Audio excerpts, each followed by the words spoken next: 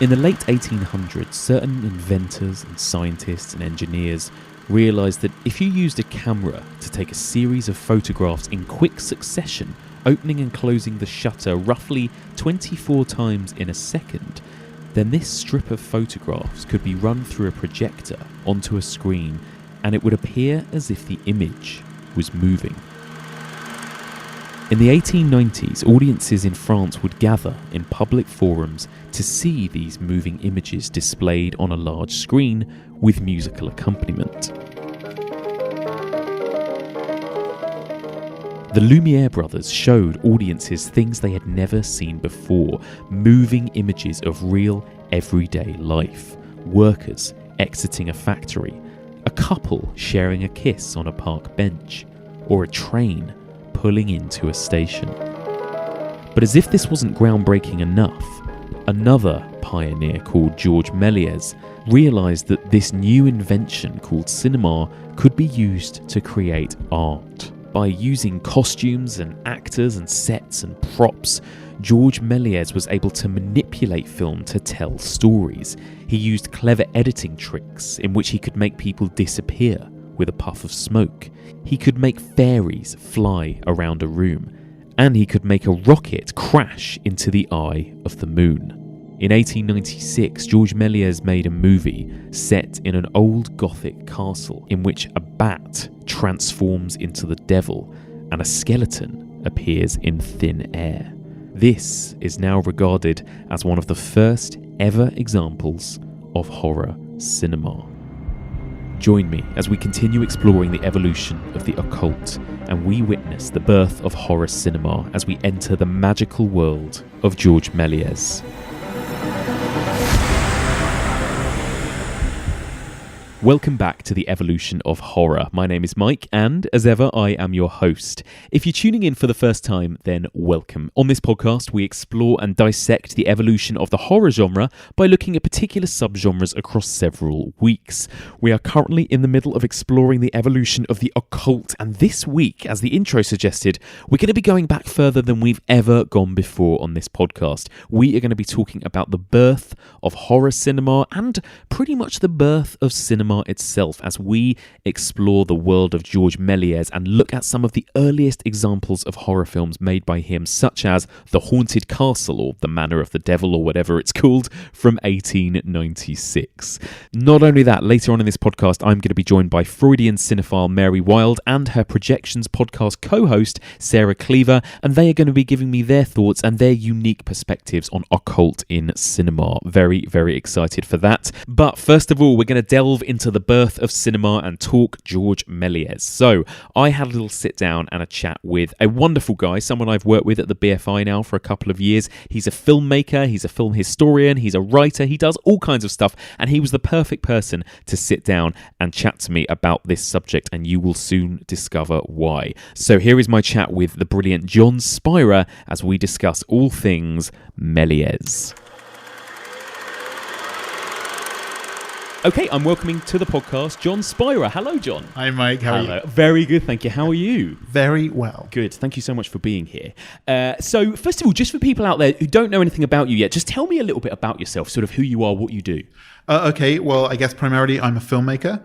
I'm a documentary filmmaker, and I make feature documentaries. So my last film was called Elstree 1976. Loved that film. Thank you very much. I saw that before I'd ever met you. I know. I remember meeting you after that. I think it was that year. Yeah, that's right. And you said you'd made that film. I was like, oh, yeah, that film. I'm glad you liked it. Yeah, that would have been very awkward. If not. Yes, exactly. Sorry, carry on. So you started with... Yes. Elstree, so that was a documentary about people who had been in the first Star Wars film in very tangential roles. So either they were extras or they were people who were in roles which they had their faces covered. And it was all about kind of how the experience, how their lives had changed from the experience of being kind of involved very tangentially in something that was very huge culturally. Yes.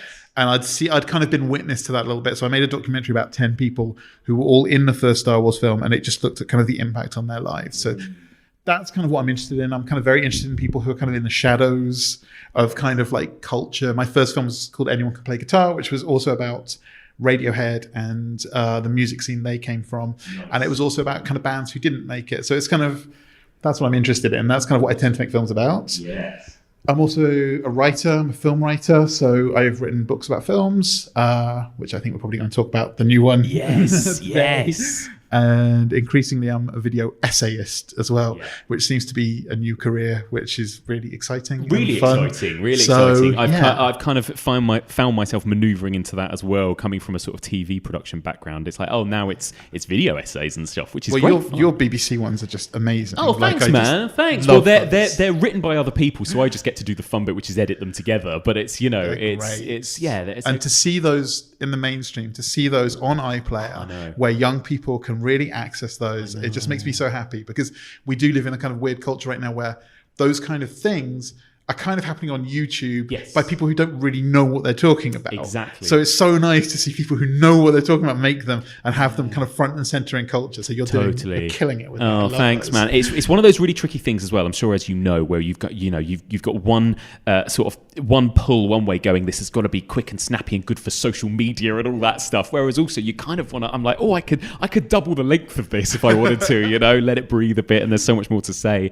But it's great. It's an exciting new sort of medium in a way. It really is, and you're getting them out there. I mean, like I love it. I really love video essays, and I think they're really. It's increasingly hard to get documentaries made, and for people like us who are filmmakers and who work kind of, and also people who love cinema, it's very hard for us to get the kind of work out which we really care about in that kind of way. Agreed. And video essays are great because they're cropping up all over the place. Lots of different companies use them for their social media, and it gives us an opportunity to really kind of to really just make really nice content for people who care about cinema. So, and actually, speaking of, while we're on a horror podcast, haven't you? I saw you recently did one for American Werewolf in London for the Blu-ray release of that.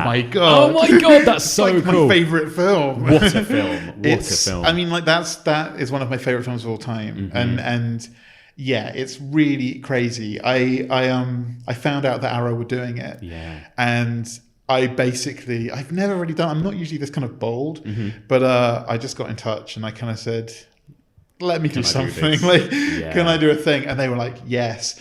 And it's great. And it's a really kind of strange little video essay about the kind of the secret history, Jewish history of werewolves. Wow. Because American Werewolf in London is kind of a Jewish film. Like characters are Jewish and there's a lot of stuff going on there under the surface.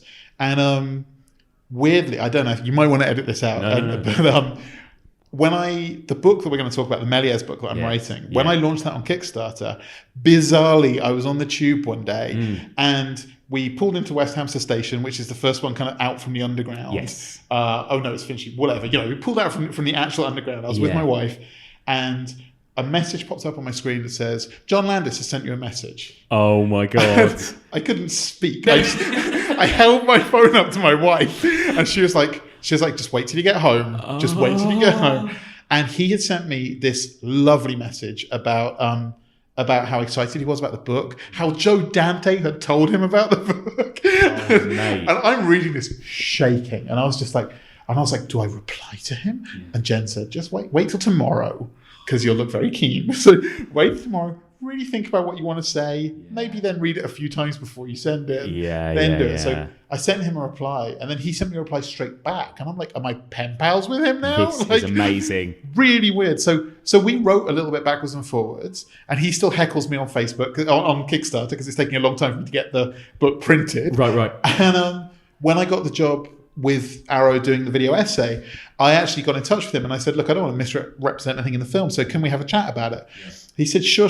And I said, can I just send you like 6 questions just to check, just fact checking? He said, that's fine. So I sent them to him, and he sent an email back, and he was just like, are you fucking kidding? Can I swear? Yeah, of course, He was like, are you fucking kidding? He's like, I can't answer these fucking questions. He's like, just phone me. Just phone me. And I'm like, okay. And we spent 2 hours on the phone talking about American Werewolf. And at the end of it, he literally said, I understand and agree with every point you're making about how American Werewolf is a Jewish film, but it's not. So it was kind of like he loves the video essay. He signed off on the video essay. That's brilliant. But he's kind of like, he's always said that, that wasn't what he was set to do. No. Well, fair enough. Well, that's the classic thing, isn't it, with so many films where it's like, it becomes an audience's film once it's out there, and it becomes whatever we think it is, really, in a way, doesn't it? Well, the thing that he conceded on, which was really good, was he was kind of like, there was a lot of Jewish stuff that was influencing him, that some of which he was aware of, some of which he wasn't. And it all just feeds into it. Yeah. All just feeds into it. But American Werewolf for me is, I one of the first things I did when I was at the BFI was write an essay about American Werewolf, like for the BFI website. Amazing. And he'd read that, which blew my mind. Oh, that's so cool. He seems like such a passionate enthusiast. Whenever I see interviews with him or whatever, God, he's such an enthusiastic guy, isn't he? I mean, I don't know what he's on. I'm 43 and I don't have that kind of energy. A conversation with him, you slowly get more and more tired and he gets more and more amped up. Amazing. Fantastic. So that leads me nicely onto my next question for you, which was going to be, what is your sort of relationship with the horror genre? Are you a fan of horror? Well, okay. Well, I don't like to speak in very broad generalizations when we're talking about film. I like good films. Yeah. So there's a lot of horror films that I really like. If video shops still existed and you put me in one, the horror section would be far from the first section that I would be drawn to. Interesting. Yeah. That's like a fair way to That's a good way to talk about it. Yeah. It's not a genre which I have that kind of passion for, but there are films within that genre which are some of my favorite films and some of the best films that have ever been made. So I have a very strange relationship with horror. It's changed throughout my life. Yes. So when I was a child, I really was very scared and really upset about the idea of horror films. Then when I was a teenager, I was so into film that I watched anything. And I really loved horror at that point. And I watched everything. And I look back now and there's stuff that I wouldn't even rewatch now. I watched really happily at that point. Yeah. Didn't upset me. I could watch anything. I really could. Between the ages of about 14 and kind of 19, 20, I could watch anything. It's funny how that changes, isn't it? Because I was wondering if it did change for other people. I think so. I think I still love all horror, but I'm certainly not as much of a kind of gore hound as I was when I was a teenager. I much prefer the kind of slow burn, character based. I'd much rather go and watch The Innocents, for example, now than go watch Cannibal Holocaust or something like that. Absolutely. Yeah. It's really that's something which, I have a huge problem with cruelty. Yes. I can't watch cruelty at all. Yes. And so even a non-gory film which is based in cruelty, I'll have trouble with. Sort of sadism. I agree. Yeah. I know at this point in my life at 43 years old with a 10-month-old baby, I know that I have stepped off the truck because the first, when Hereditary came out and Midsommar, they're the first films that I've looked at and gone, I know these are good films made by a good filmmaker, but I'm not going to watch them. Yeah, I'm not seeing that. That's the first time I've ever really done that. But I'm at a point in my life where I get to watch so few films and I'm so tired and so emotional, and the baby's very emotional, that I cannot spend the small amount of spare time I have watching something that's going to fuck my head up even further. No, I would absolutely agree. I would say stay away from Hereditary, especially as a parent. That's all I'll say. Just keep away from that. I've now developed this habit of just reading the entire plot on Wikipedia. Right. Just going, I didn't need to see that. That's fine. I'm glad I didn't see that. That's good. Amazing. So we're going to be talking about something like, this is quite exciting because I've never gone this far back. I suppose about as far back as you can possibly go in cinema, really. Yeah, basically. On this podcast. So first of all, just tell me a little bit about what you're currently doing in terms of your book and your project and sort of, I guess, the reason why you're here this week. Okay, so I am about to publish a book called The Long Lost Autobiography of Georges Méliès. Which is the long lost autobiography of Georges Méliès. Yes. Basically what happened, to kind of try and keep it a bit short, was that I am obsessed with film biographies and autobiographies. Always have been. And I was reading, last year I'd read this old Faber and Faber book about the letters of the Lumiere brothers, which was really interesting. And then I read Harpo Marx's autobiography, which is amazing and one of the best I've ever read. It's called Harpo Speaks and it's beautifully written. And I came out of that going, what can I read now? What can I read? What's next? And now my lifelong project is to understand the complete history of film, by reading just first-person perspectives. Nice. So if you just read film autobiographies, more than biographies, you can piece it together because the same stories come up in different people's things. And this has been my lifelong project. So I hit this point where I was like, I want to read an old one again. I want to read, because I've been watching a lot more early cinema. Yeah. And I was like, I want to read about Méliès. Like, I've never read about Méliès. Yes. Like, how have I not read about Méliès? And I remembered seeing a photo of Charlie Chaplin reading the Méliès, like, book, which had Méliès' name on the front. So I was like, it must exist. Yeah. I couldn't find it. So I spent a couple of days trying to find it. Nothing. So then I realized, well, it must be in French. So I'm going to have to like go on Google Translate, and I'm going to have to search that way. And eventually I found this book, and it was not his autobiography. It was a biography of him published kind of about 5 years after he died. Right. And I was like, well, whatever. I'm going to order this because it looks like a weird old book. It had been out of print since 1945. And I found it in some bookshop in rural France. Nice. Had a lot of problems on the phone talking to that guy trying to get it. And it arrived, and I was flicking through it, and I was like, this is. That's when I found out that it wasn't an autobiography.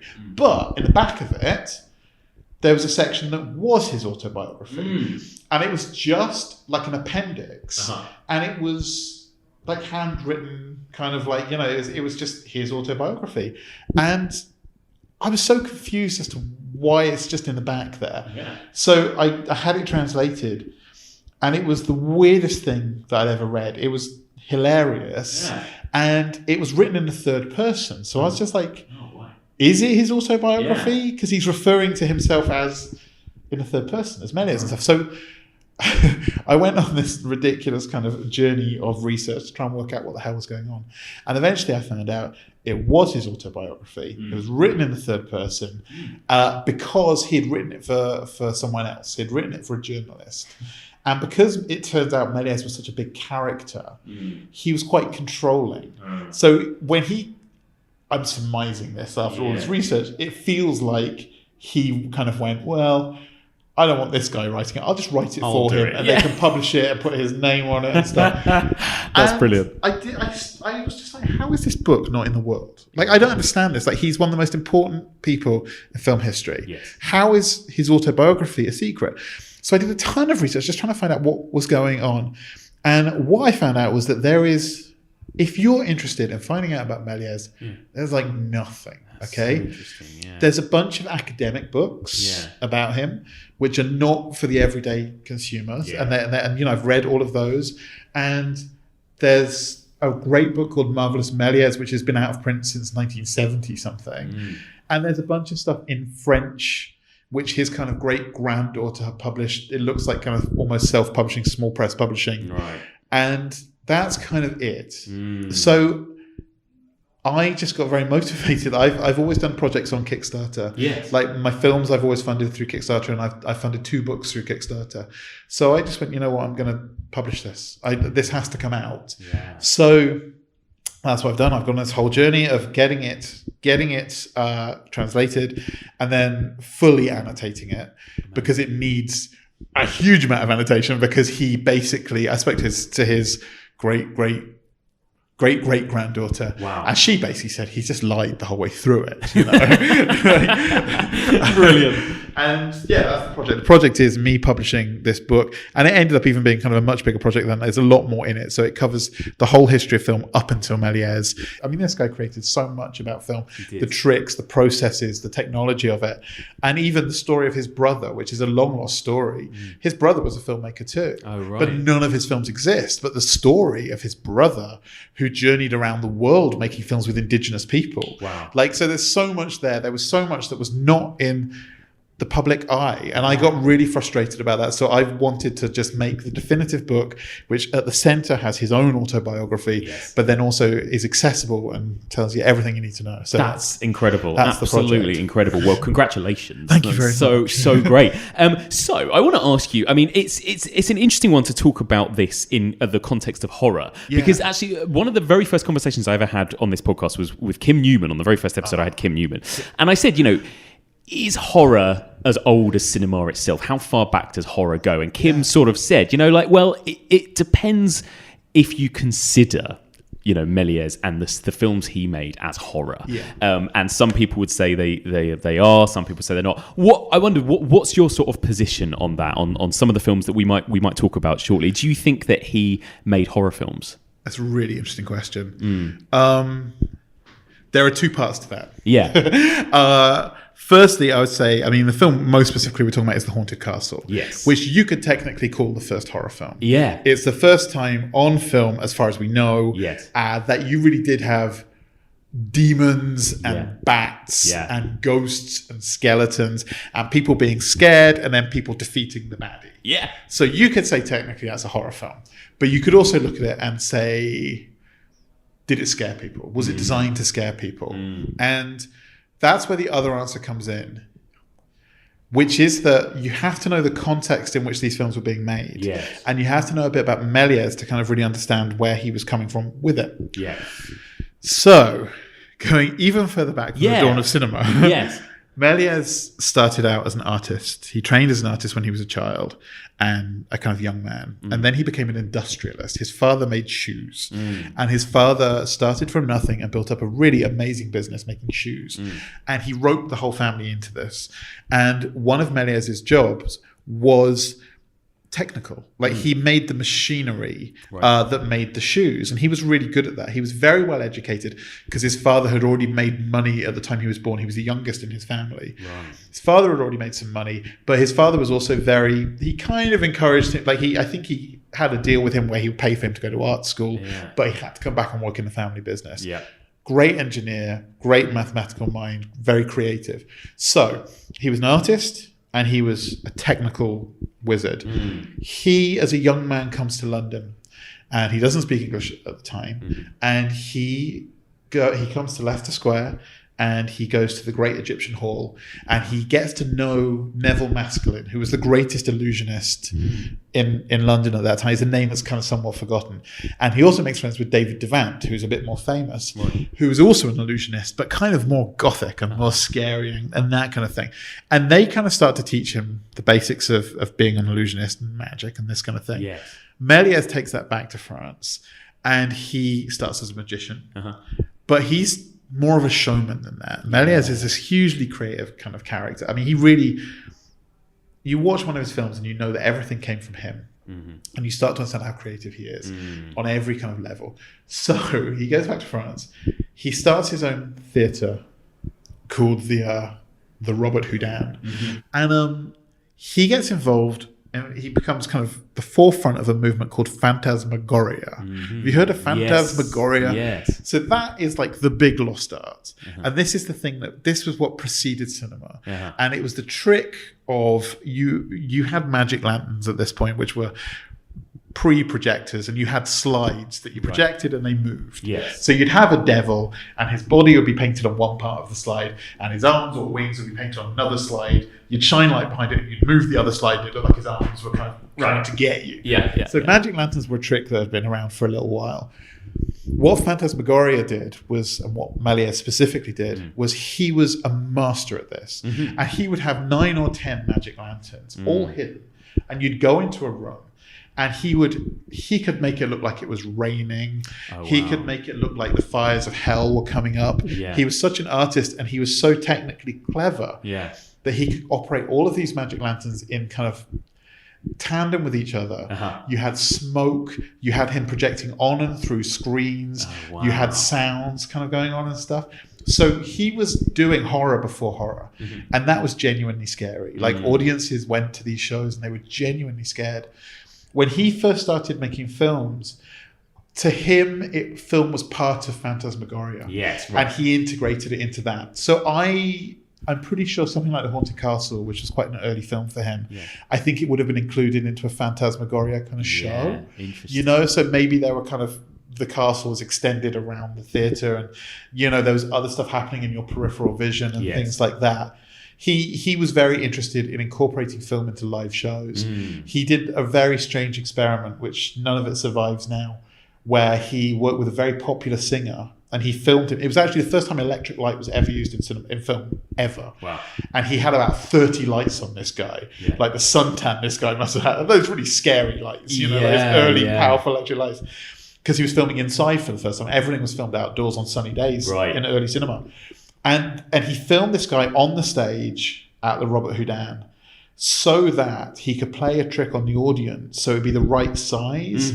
And what they actually did was they projected the thing, and this guy sang from behind the screen so people thought he was there. Incredible. And then he'd maybe walk out from somewhere else or something, you know. So like, it's all of this stuff that Méliès is doing at this point is kind of wrapped up in phantasmagoria somehow. Interesting. And yeah, so you watch it now and it's not going to scare you. It's not going to scare anyone. And I wonder if at the time, if it had been shown with nothing else, silent, I wonder if it would have scared people then. So I don't know if it's a horror film in that. It's a very long way of saying this, but I don't know if it's horror film. No, I mean, it's so interesting. It's debatable, isn't it? I guess it in some ways you could say it's the first time, like you said, that we've seen a lot of those tropes: a gothic castle, a bat, a skeleton, and that film kind horror of thing. Starts there. Yeah. I mean, like, I think it's completely bad to say film horror starts there. Yeah. But I would struggle to say yes, it's a horror film. Absolutely. And it almost, like you said, it almost feels like it's, you know, it's not the same context. Like, it wasn't an audience sitting down to watch a film, was it? Even the length that it was. Also, they didn't do that. I mean, films at that point were a sideshow and a novelty. Exactly. So, you know, it would have been as part of a program of 5 or 10 kind of other things. Yes. And I don't know how much attention people would have paid for it. People would have been coming and going. Right, and, exactly. You know, so actually, that was what I was going to ask you. Just tell me a little bit about just to give us some context of what film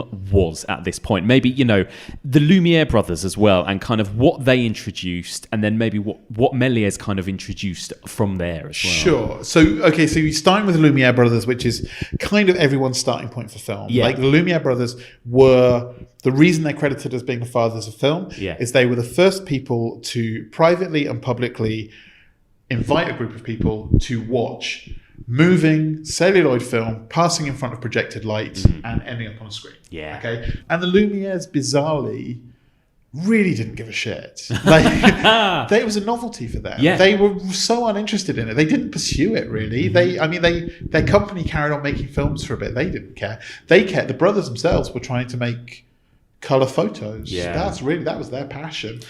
Film was kind of like, oh, by the way, because I think the first time they even showed it to anyone, it was at some kind of expo, and they were like, oh, by the way, we did this. And everyone was like, oh my God.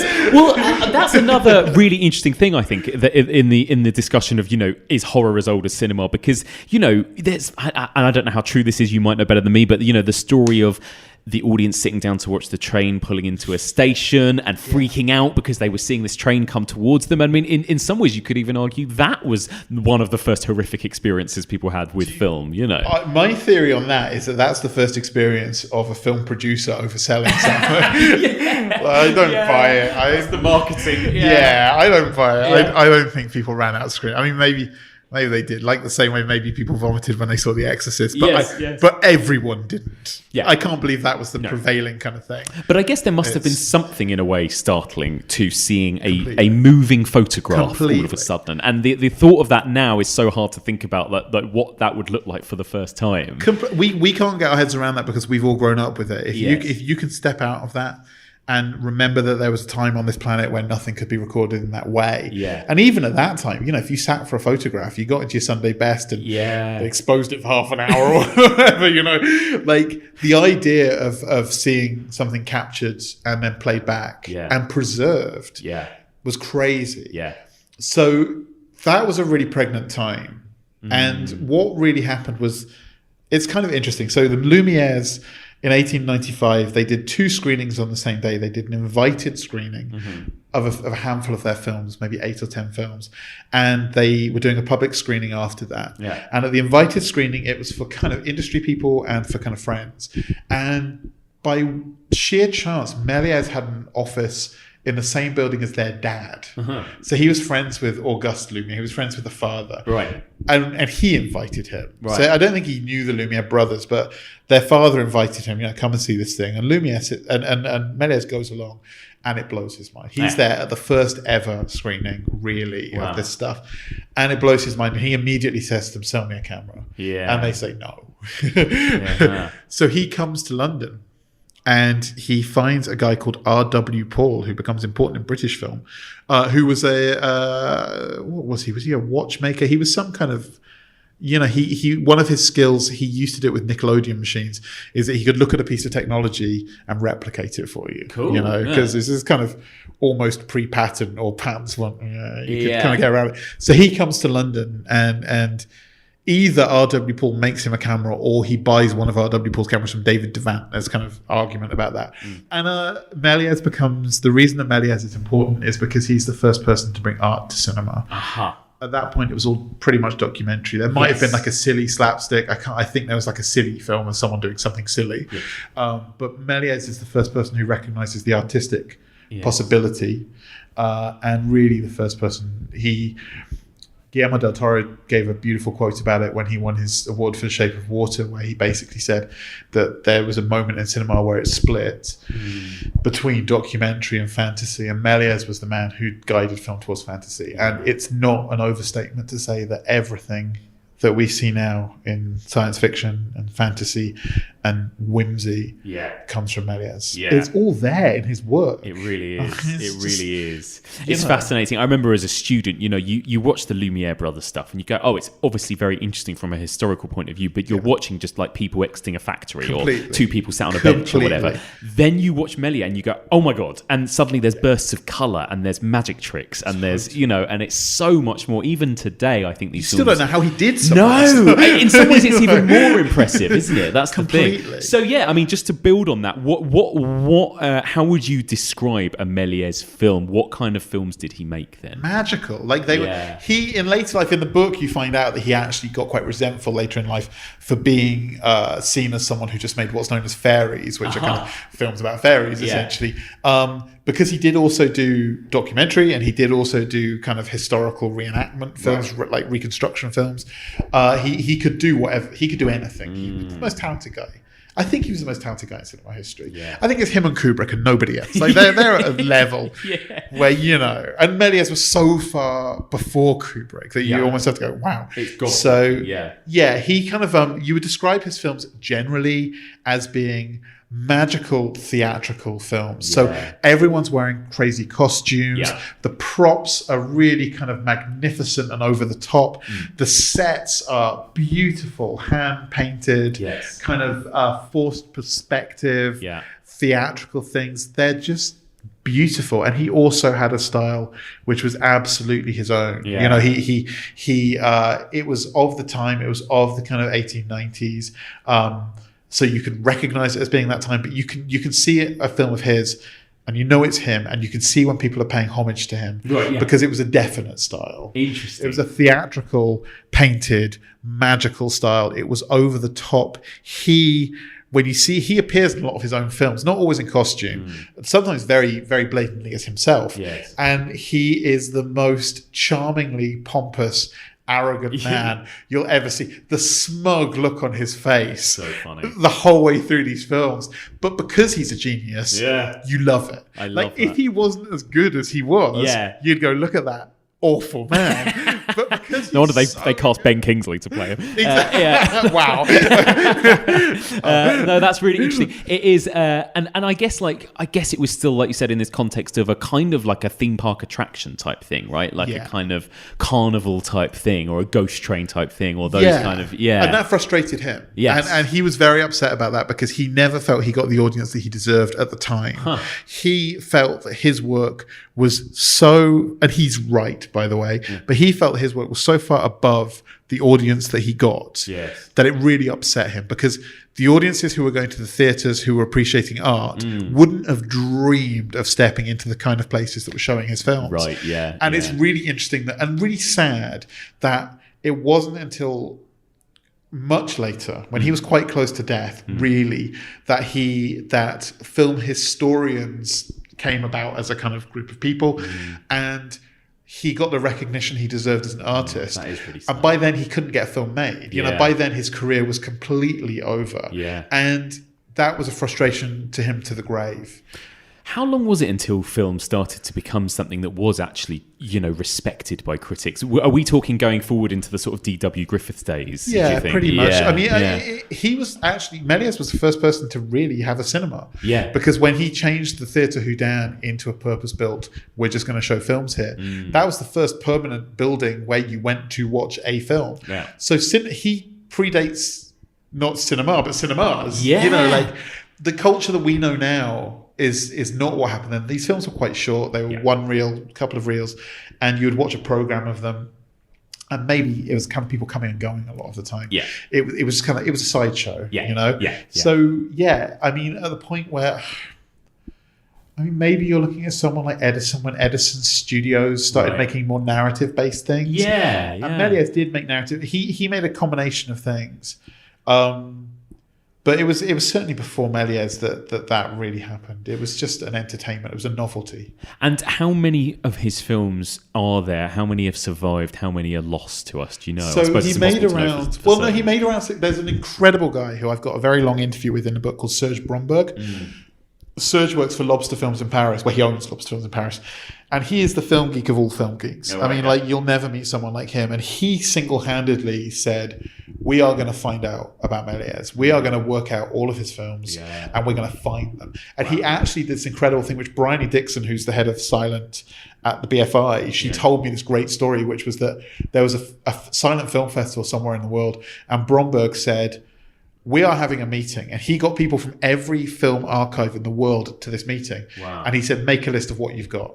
And there was stuff that people didn't even realize was missing. Yeah. And in that one meeting, they found some really significant Méliès films. So he has dedicated the last 20 odd years, 30 years, probably even longer, to cataloguing and finding all of those Méliès films. Amazing. And so he knows everything. And the basic fact is he made about 600 films. Wow. And there's about 250, 260 surviving. And to ask, it might be a bit of an obvious question, really, but how was film made then, and how different is that, or has the basic principle of it never changed even since Méliès' day? The basic principle, so they were finding, when you're talking about film, you are basically talking about the process of passing a piece of celluloid film through a camera gate 24 frames a second, 24 times a second, and preserving it and showing it on film. So that started in the 1890s, the idea of actually preserving it on celluloid film and projecting it on celluloid film. And that went up till, we could say maybe 20 years ago when digital kind of came in and changed it. So the photochemical process, which is really not used anymore apart from by, what's his face, Christopher Nolan. Who I hate. Why is he the last guy? Him and Wally Bloody Fist are always talking about film. Apart from kind of a very small amount of people, it's now digital. But yes, from very early on, the process really didn't change. It was a technical process of passing celluloid through a camera gate 24 times a second. The thing that was different in the early days, and which Méliès was a part of honing down, was getting to the point where they worked out that 24 frames a second was the optimal time for capturing life as it moved. Right. So the early cameras were hand cranked, and so were the projectors. So it was a skill which is now completely lost to history, which was being either a camera operator or a projectionist, which is they moved at the speed they felt was appropriate for the scene. So if you've got the Keystone Cops, you go really slowly and you capture less frames, and then when it's played back, it plays back faster. And if you've got a dramatic moment, you overcrank, you do it really fast, and when it plays back in slow motion. And the projectionists were able to look at these films, and maybe there were notes passed around, and they could hand crank the projectors at the right speed for that. Even just, I think at that point it was generally 16 frames a second, and these men, and they were men, so I can say that, it's a shame, but they knew how to hand crank a camera at the rate of 16 frames a second.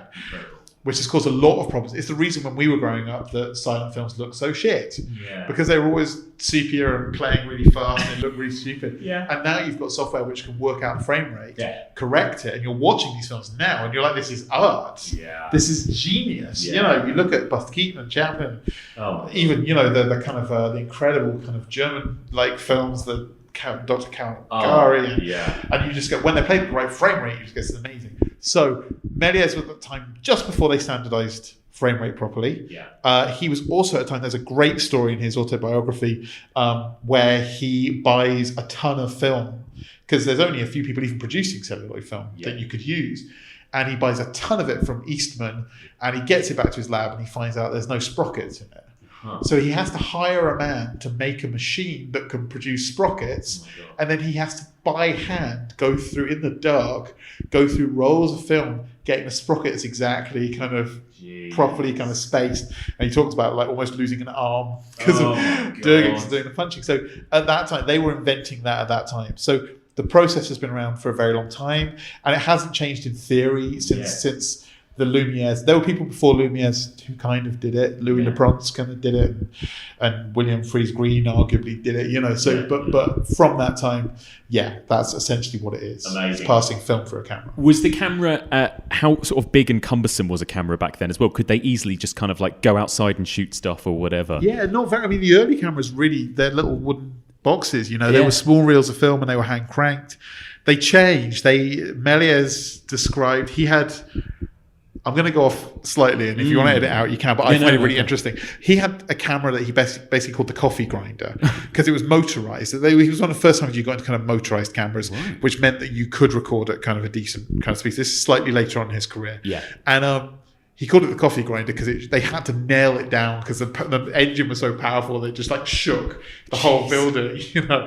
And one of the things that Serge Bromberg discovered, which one of the reasons I adore Serge Bromberg, is he discovered a few years ago that Méliès used to shoot his films with two cameras placed side by side, taking basically exactly the same shot. Yeah. And he would use one negative he'd use in France to produce prints from, and the other he'd send to New York and have all of the New York prints made from that one. Yeah. And what Serge Bromberg realized is if you had a copy of each of those films, you can make it 3D. Because they're just the angle is just kind of slightly separate. And he did this. He did this recently. He did a presentation where he showed you can watch Méliès films in 3D. Amazing. I mean, it's just stunning. So that was a little aside, but like I love that. Well, that's interesting because I'm reminded again of Scorsese's film Hugo and the fact that film was made in 3D as well. And it's one of the best 3D films of that batch. It feels like one of the only movies that feels like it should be in 3D in some way. Because again, it's about that trickery and about that filmmaking process. Yeah, it is a stunning when movie. You get someone like Scorsese who knows what he's doing with film. Yeah. I mean, out of all of that recent batch of 3D films, and he really paid homage to it. And Hugo's it's a beautiful film. It is a beautiful film. I loved it. Yeah, absolutely wonderful. Yeah. And what about, so you mentioned that, you know, some of his films were narrative, and I suppose this might have evolved into his career, but you know, this idea of editing a film to tell a story, you know, was that happening? Was that becoming a thing during his career, or was this before that? Yeah, it was. I mean, I don't think he directly did that because his films were, there's a term for it in French which I'm going to forget because I'm not as pretentious as I should be, but there's a French term for it which is basically that it's kind of almost proscenium or something. Yes. He filmed he shot wide. Yes, that's and you saw the whole stage. Yes. And each scene, although he did edit because they would leave one scene and then come into another scene, which was kind of slightly revolutionary at the time. Yeah. He wasn't the guy who really worked out about close-ups and about kind of moving shots and that kind of thing so much. And, you know, most of his movement happened on screen. I think I'm basically right. So, you know. But what about the idea of cutting the camera for something to appear or disappear in a puff of smoke? Well, he invented all those trick shots. He talks about he was one of the very first films he shot was he took his camera out to the street and just filmed a street scene. Yeah. And the camera jammed and he managed to solve it and then it carried on running. And when he played it back, the camera was on a tripod, it was locked off. So a bus went through the street and then all of a sudden it turned into a hearse. Right. And he saw the magic in that moment and he realized what it had done. He invented all those special effects. He really did. He invented everything from kind of matte painting, forced perspective, to double exposure. You know, I mean, really important stuff. And he didn't just invent it; he was good at it. Yes. And there's a film. I mean, I think my favorite Méliès film. And it's hard to pick them out because they're all great. But there's this one film, I never remember the names of them, so you'll have to Google it or something. But there's this one film, I think it might even be called The Band. And he comes into the center of the screen and there's like 4 chairs either side of him, and he picks up a conductor's baton and he goes like that, and then he walks onto the screen with a guitar and starts playing banjo, and then each seat fills up with another version of him playing an instrument. He plays an entire band, and then one by one they disappear. And to have done that, to have worked out the times, and they all like keep looking to each other. Amazing. Like he's worked out the timings. Like this guy is suddenly going to look like that, and the guy next to him will look at him, and they'll smile at each other. So how did he do that then? How did he achieve that with like layers of film on top of each other? No, not even. Like it's literally you have to mask off most of the image, right? And you say I'm going to expose this one strip. Oh, okay, and then I'm going to take it into the darkroom, and I'm going to cover that strip again, and now I'm going to expose this strip. Oh my god! I mean, just to get them not kind of moving into each other's things. I mean, like it's hard to do now on computers, you know. Yeah. And he did it photochemically, and he invented it. I mean, like it's incredible. I keep saying it, but genius is no. I mean, it is smaller word. It is. It's about as close to actual magic as I think you can get, as well. Really, in a kind of historical context. I mean, I really think it's because he was a magician and an engineer. Yeah, allowed him to do this stuff. Yeah. It allowed him to understand, to say, I want to create this illusion, which is a creative thought, and then he was able technically to work out, okay, this is how it is going to have to be done. And his films still look great. When they're restored, they look stunning. And some of his movies have like bursts of colour in them, right? Yeah. How did he achieve that? He actually kind of coloured in the film itself, hand painted the frames. They cost a lot more. I mean, when he was distributing those, you can look at his catalogues. There are prints of his catalogue. In the book, there's actually his entire filmography's in there. Yeah. And there were, when you go through the original Star Films, which was his company, the catalogues, you could buy one of his films for, I mean, I forget the figures, but say 10 francs, you could buy one of his films. Yeah. But then for like 200 francs, you could buy colour version. Right. Yeah. And that meant that he had a team of people who sat down with tiny little brushes, and they coloured every single frame. Wow. It's amazing. Amazing. So is it fair to say, I'd say one of the most famous of all of his films, it's the one that's on the front cover of your book, I believe, as well, is The Voyage to the Moon, right? Absolutely. That's kind of the one that I'm sure most people out there, even if they've not heard of Méliès, will probably recognise that film. It's that one image. That's the only thing everyone knows about Méliès, is that he put the rocket in the moon's eye. Yes. And that's it. And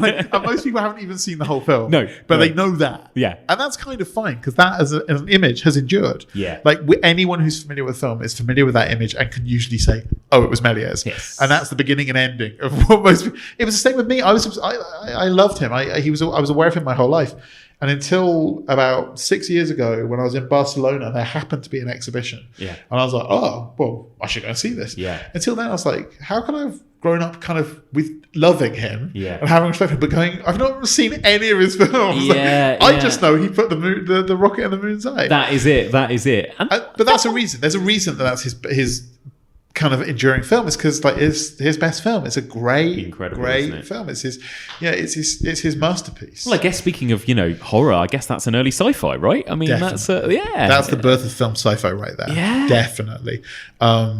R.W. Paul, the guy who he bought the camera off, eventually started making films himself. And all of these guys were ripping each other off around the world. Yeah. Sometimes literally, especially Edison. Edison literally stole people's films and just did them as his own. Sometimes he even patented things, He was a bastard. But, we don't like Edison so much. Yeah. We respect him. We don't like him.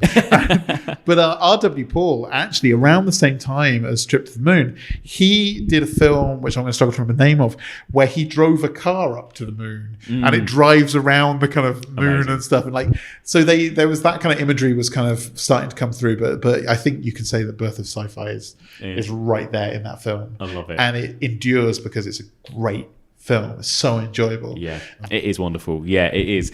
So I want to finish by asking you, going back to a kind of horror context. I mean, we're talking in this sort of series of episodes about occult movies and things that deal with the devil and witchcraft and the dark arts and all of that kind of stuff. And again, I guess going back to the manner of the devil, that's kind of within that film in some ways, isn't it? And I think, having spoken to a couple of people about this, that this was actually quite a popular thing at this point because of Aleister Crowley and things like that this idea of occultism. Do you think Méliès was in any way aware of that when he was kind of drip feeding this stuff into his movies? No, I mean, I think it was just always there. I think he'd always played with that. And I think images of the devil have always kind of been around, and they've always been associated with kind of certainly with Phantasmagoria and just kind of playing with things. And I think also he looked good in the devil costume. I think whenever there was a chance for Méliès to dress up as a devil, like he had the beard for it and he had the kind of the hairline for it, and he looked very dashing in his devil costume. So I mean, it was always kind of there, but I wouldn't read a lot into it. There's a kind of showmanship about these kind of like occulty stories. I think it's like going back to things like Faust and Dr. Faustus, the Christopher Marlowe play, that has this kind of like almost like farcical element of the devil chasing people around a stage and that kind of thing. And it feels like there's a bit of that in Méliès. Definitely. I mean, that was almost that was what was going on in culture. I mean, it was just kind of literary. So he was definitely kind of playing with that. But he played a lot of things. So I watched a few of his films on YouTube. But thankfully, some of them are easily available to watch on YouTube, aren't they? Which is pretty cool. And there's a few. I mean, do you think that are you aware of many others that you could say in some ways are kind of early examples of horror in cinema? There's loads. There's the what's it called? The Bad Night's Sleep. Oh yeah, that one. Where it has like a nightmare. Is that the one with the big spider? That was really creepy. That one is worth looking scary up. Devil faces and scary moons. And like one of his last films was like he created a massive Yeti, full scale. Like it was a huge puppet which could hold 3 men in his hands and stuff. Amazing. And like, so he was always playing with monsters and with ideas of kind of like, I mean, I don't know if he's playing with the occult, but the devil was kind of there. Yeah. And ghosts were there and skeletons were there. So like, he was always playing with that stuff, but it was just fun. Yes. You know what I mean? It wasn't necessarily intended to like scare or shock or... I don't think so. I think there's a lot of really creepy... I mean, like he does a great job of being creepy with it. Was it Méliès that did the dancing skeleton as well? Yeah. There's like that's a classic it's as lovely. well. Yeah. I mean, it's really... I forget the name of that one. Yeah. Do you think they were accompanied by music at the time when they were shown publicly? Yeah. Yeah. I mean, that's Serge and Bryony both get very upset when you call them silent films. Yeah. Because they were not supposed to be silent. They were never supposed to be silent. Yeah. There was stuff going on.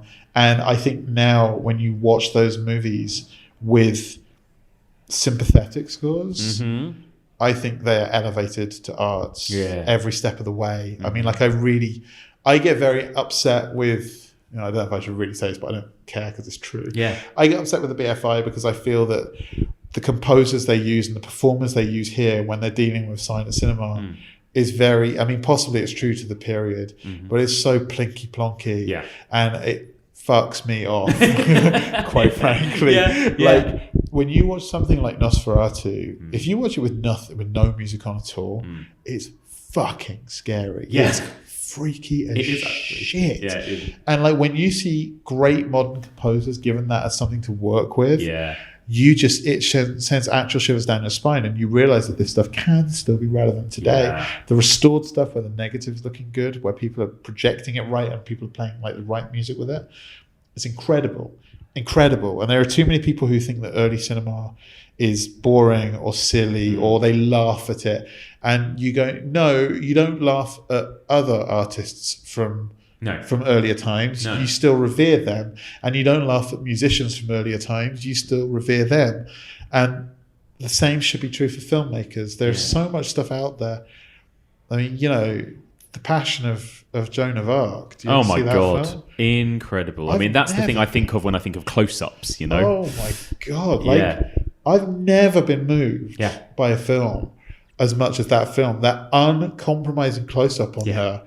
And she's crying, and it makes you cry. Yeah. And I just thought, God, if you saw that with plinky plonky music over the top, like it would kill it, stone dead. So now there is the technology to play these back at the right frame rate and to present them cleanly. Yeah. It can be so moving. People should be. We're in a golden time for old cinema. This stuff is finally, we've got these great labels like Eureka who are putting this stuff out as it should be seen. Even the BFI have done some great Chaplin kind of Blu-rays and stuff. And you just go, there's some incredible stuff, and there's something, again, because of the time, and also just because they still hold up so well, but there is something so magical and still just so impressive about old cinema, I think, early cinema. And you're looking at stuff from over 100 years ago. That's the thing, and I think it's easy to take for granted now. And there's something that Mary Wilde, actually, from the BFI said on this podcast. Mary. She's brilliant, isn't she? And we were talking about ghost stories, and she said there's something inherently ghostly about film. This like flickering light in a dark room, and you see people that could have been dead for 100 years moving and living and breathing on screen. And I get that every time. Yeah, there is something magical and ghostly about cinema. Especially silent film. Yeah. Because silent film, I said silent film, early film, but silent early film, when they're not speaking, where you can see them moving their mouth and they're not speaking.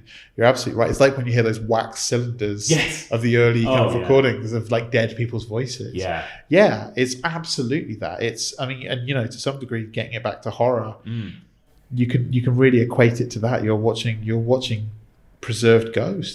These people are skeletons in the ground somewhere. They don't exist anymore. Exactly. It's but they'll amazing. Forever be preserved, and that is exactly. Hopefully, and that is something that I think we absolutely of course we'll take for granted now, but it's a magical thing. It's crazy. Jon, thank you so much for this. Thank you. It's been so fascinating. Tell me what's next then for your Kickstarter project and your book? So the Kickstarter's all done now. The book is now being manufactured. We're hoping it's going to come out probably in December. Nice. You can go to either jonspira.co.uk or georgesmelies.co.uk and you can pre-order the book there, and it'll be out everywhere hopefully in December. Amazing. Last question for you, which I ask all of my new guests: what's your favorite horror movie? Part of me wants to say American Werewolf in London, but that's not entirely true because it's kind of comedy as well. Pure horror film, my favorite horrort film is okay. I'm going to say two. I'll be as quick as I can. Go on. I think it's The Changeling. Oh, perfect choice. Because it's beautiful. Yeah. And the thing that I am drawn to in horror is ghosts, and I'm drawn to stories of grief and sadness more than cruelty and dismemberment. Yes. So The Changeling is such a sad film. Yeah. And George C. Scott is so amazing in it. And it's so scary, but there's no cheap tricks in that entire film. How can a film be that scary and have no cheap tricks in it? And I'm not going to give away the ending, but it's all rooted in decency. It's all rooted in a story, a sad story which gets solved. And there's a beauty to that. But the weird choice that I'm going to say, which if I'm being kind of honest, and I don't like the term guilty pleasure, but I love Poltergeist 2. Ah, interesting. Poltergeist 2. I love Poltergeist. Yeah. But I love Poltergeist 2 because it's a film, again, about grief and loss and sad and ghosts, but it's a positive film. Yes. And I think one thing that I hate about horror as a genre a lot is the nihilism. And there are so few horror films which are positive and actually telling a story about keeping families together, going forwards, and strength. And Poltergeist 2 is scary as shit. Oh my god, that character, Reverend Cain. Oh my god. I mean, seriously. Yeah. That guy had like terminal cancer. I know. That's why they cast him. I know. And it worked. Yeah. Because he looks dead. Yeah, he does. And he is an amazing performer by an amazing character actor. And everyone in that film, the kids are amazing. Craig T. Nelson, what a study of toxic masculinity. Like, he's supposed to be the father who's holding this together, and he can't hold himself together, and like there's so much going on in there. Like Will Sampson from One Flew Over the Cuckoo's Nest. Like, there's an amazing moment in that film which even has nothing to do with horror, where he's like talking to Jo Beth Williams in the garden, and she wants to protect her little boy, and he's like, this country was made by little boys. Little boys went to war. Little boys are stronger than you think. And there's so much in that film which is so positive, and yet it's scary as fuck. Really and I love that film. Incredible choice. So thank you so much, Jon. Where can people find you? If they want to come find you on social media or anything like that, where can they find you? On Twitter, I'm at VideoJon, Jon. Love it. And you just jonspira.co.uk, loads of my stuff's up there. You can find me. I'm floating about the internet. Brilliant. Perfect. Thank you so much. Thank you, Mike. A big thank you there to the brilliant Jon Spira. So interesting to hear about some of that early cinema stuff. I hope you enjoyed that conversation as much as I did. Okay, on to the second half of this podcast now, and I was very excited to be joined once again by somebody who comes back every single series because they give me such interesting and unique perspectives, the brilliant Freudian cinephile herself, Mary Wilde. But not only that, this time round I was also joined by her Projections podcast co-host, the wonderful Sarah Cleaver. Such a treat to get to sit and chat to both of these guys about occult cinema. Just so you know, this discussion doesn't include any spoilers. We don't deep dive into any movie in particular. I just sat and chatted to them about their thoughts on this particular subgenre. So here is my chat with Mary Wilde and Sarah Cleaver on all things occult. Mary Wilde, welcome back. Hi, Mike. Hello. How are things? Yeah, really good. Really excited to be back. Oh, so excited to be talking about this new, very exciting topic. I know you're a big fan of this kind of area of horror and everything. Can't wait to get stuck in. And introducing a brand new guest as well, Sarah Cleaver. Hello, Sarah. Hi, thank you for having me. No worries. Thank you so much for being here. So you guys, obviously, you do the Projections podcast together, which I'm a huge fan of. So thank you so much to both of you for being here. Sarah, tell me a little bit about that podcast. Like, how did it kind of get started, and what made you two decide to want to get started on this podcast? Well, I met Mary through going to one of her courses at the Freud Museum. She does many courses all over London, City Lit, Freud Museum. Just a quick plug for Mary. Thank you. It was the Lars von Trier Depression Trilogy and Freud's Mourning and Melancholia essay, and so it was a 3-part course. I went to that. I really loved what she did, and I was sort of trying to get into being a researcher at the time. And so I emailed her and asked her if she needed a research assistant. And she said, no, I don't need an assistant, but I need a partner. And I love your Instagram. And and can we meet? So we met, talked about what we could do for approximately 2 years, because every time we met, we talked so much that we never got anything done. Awesome. And then eventually I went to Paris and did a master's in film. And while I was there, I kind of thought maybe a podcast is a good format for it.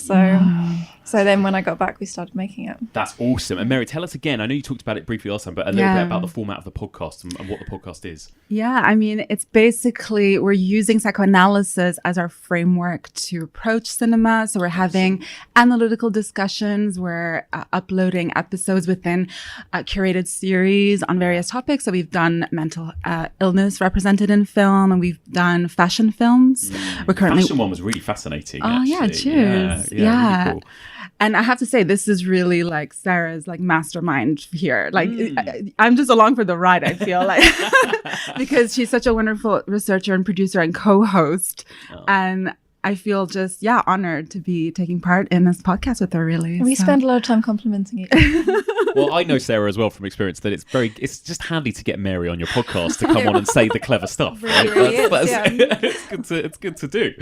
Amazing. So we're going to be talking about the sort of occult subgenre of horror. It's like, a little bit like when I did folk horror, I think. It's quite a kind of amorphous, weird term in some ways. I think it sort of encompasses a lot. Like, what do you kind of think of, Sarah, when you think occult and that kind of side of horror? I mean, I think it appeals to me because it seems to be a genre that is very female focused, and that's really interesting to me. And then it's also I think it's a good starter genre. If you're nervous of horror, and I know a lot of people, obviously, I think we all know as horror fans, sometimes you start talking about horror to people and they're like, no, I'm absolutely never watch horror films. Yeah. It's a good thing to start them off on Rosemary's Baby or The Craft or something like that, because they're kind of deceptively benign. Interestingly. But then what about you, Mary? What do you think of this kind of area of horror? Well, I just think it's such an interesting one, particularly for someone who's prone to like psychological investigation, because the occult itself, obviously coming from the Latin occultus, so referring to what is hidden or secret, some sort of knowledge that's like about the paranormal or somehow opposed to facts and knowledge that's measurable. So it's actually a study of a deeper spiritual reality that extends pure reason and physical sciences. So it's kind of at odds with those Enlightenment principles of reason and temperance and logic and rationality. And to me, this interests me purely because actually this was a big fascination for Freud as well. And all those things about like secret knowledge, hidden information that we hold about ourselves, and that's the realm of the unconscious. And so for me, the occult subgenre I think that it's kind of a really interesting one. It's very ambivalent. There's a lot of light and dark in it. Yeah. I mean, I can say Sarah and I are both Scorpios. I don't want to get too like, woo woo here, but we have an interest in the occult. We're meant to be like among all the signs, like have interest in like psychic abilities and this kind of intuitive awareness of hidden taboos, secrets. And we happen to also really like astrology and tarot cards. I did think that when we got invited to do this, Right. we definitely fit into that category of spooky girls. Oh my God. Oh, yeah. We should have brought tarot cards today and done them, shouldn't we? That would have What's been your great star fun. sign, Mike? I am a Virgo. I don't know what that means. What does that mean? Tell me about Virgos. You're very Virgo. Am I? I hope that's it. I don't know how to take that. Well, it's an earth sign. Okay. So you're very down to earth, very Yeah. kind of organized, maybe a little bit neurotic in your need for organization. Yeah. But Very most of us are logical. Virgo, so we have Interesting. that in common. Okay. Yeah. Oh, good Meticulous, to know. Good meticulous. to know. I'm interested, Mary, as well. Like the relationship between, like you said, Freud was interested in the occult, because when I think of the occult, I think of supernatural and mysticism and everything. How do you sort of place that alongside kind of psychoanalysis and the kind of science end of things, I suppose? To me, the two go perfectly together. It's like the perfect marriage. I mean, if we think of psychoanalysis investigating a part of the mind that other methods can't, producing forms of knowledge that established sciences don't recognize and cannot verify. Right. So that's kind of that in that world and realm of mystery, those things that kind of like really test our sort of values surrounding logic. And there's a kind of natural connection there with spiritualist ideas in the sense that, so for example, for Freud, he himself, for years, he was kind of intrigued living in Vienna at the turn of the century. He was surrounded by very kind of like interesting people, a lot of bohemians, lots of people who were interested in the dark arts and magic. And when he was actually forming his psychoanalytic group that were meeting every Wednesday to talk about these unexplained phenomena, like symptoms on the human body that didn't have any physical basis. And somehow it seemed to disappear after the talking cure, after talking therapy. Right. That itself kind of invited those weird sort of like, I suppose speculations about what else could be involved. Is it demonology? Is it the paranormal? Is it spiritualism? And people like Carl Jung, his close associate, he was actually very drawn to this idea that there's things that we don't understand. There's secrets of the soul that we have to try and investigate through the psychoanalytic method. Freud himself, he was fascinated. He had an open mind, but he actually played a more of a myth-busting role a lot of the time. He tried to remain a pragmatist. He was a neurologist. And so even though he was interested, he didn't want to veer too far because he didn't want the reputation of psychoanalysis to be at stake. He didn't want to jeopardize his public image. He was very image conscious.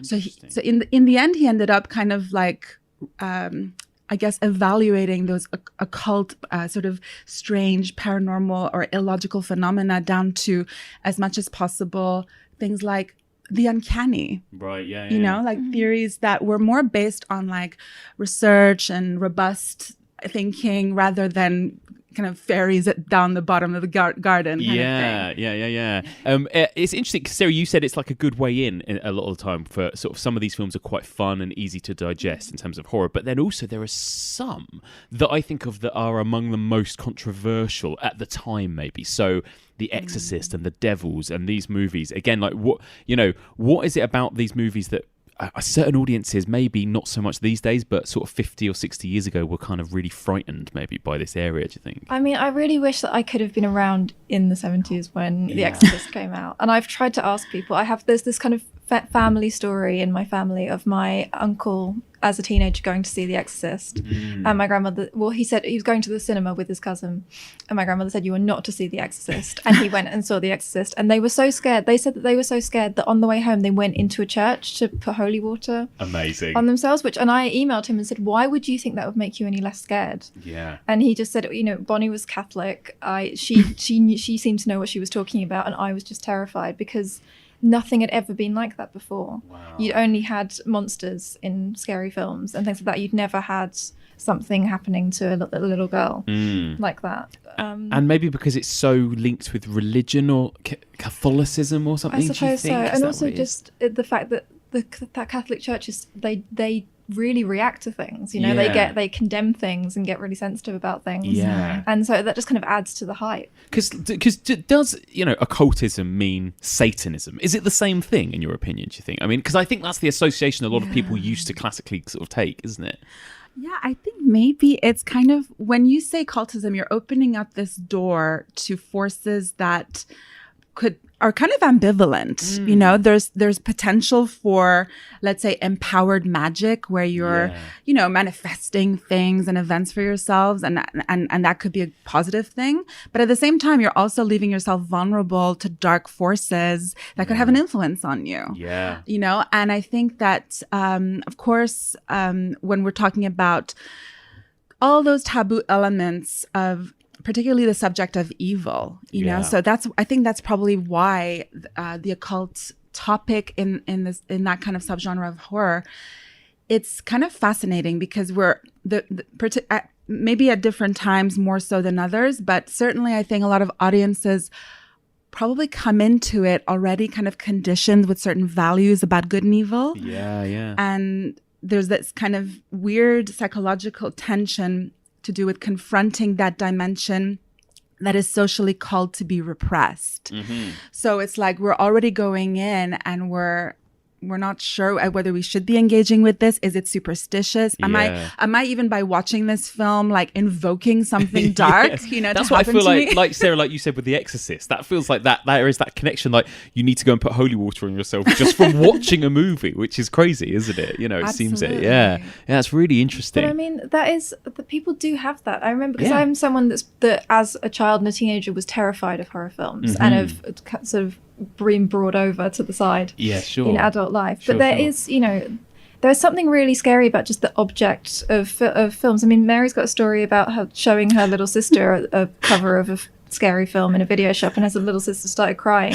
I used to be scared of the scary videos in my house. Oh God, yeah, didn't we all? You know, like there is something about just if you don't understand or kind of come to a horror movie from maybe a bit of a critical place or a place with a little bit of education, just those objects can seem like they have some kind of horrible occult power. Definitely. And maybe there is something about the occultism and there's something about it that links it more to the real world in a weird way than watching a werewolf movie or a vampire movie, right? I guess at the time there's something about watching movies like Rosemary's Baby where you think, oh, this could happen, and maybe me having watched it is going to trigger something or make something happen or something. There's that weirdly, even though it's supernatural, it's quite it's something that we can kind of believe in, isn't it? Yeah, it's just more plausible. Yeah. And actually, Freud wrote a couple of papers around, like, kind of trying to, in a way, engage his colleagues who were interested in the occult, but also maintain a scientific position on the discussion.